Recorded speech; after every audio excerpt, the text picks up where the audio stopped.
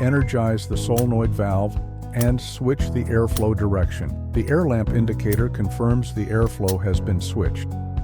Replace a solenoid valve actuator without using the in-stop valve. Exhaust source pressure. Remove the solenoid valve to be replaced and install the replacement valve.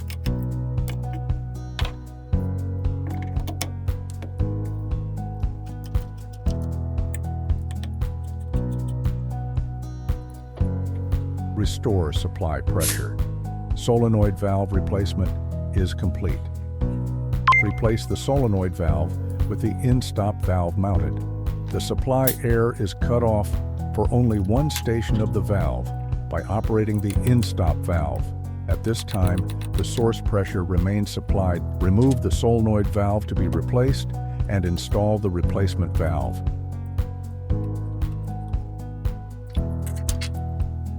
Operate the in-stop valve to release air shutoff and restore air supply.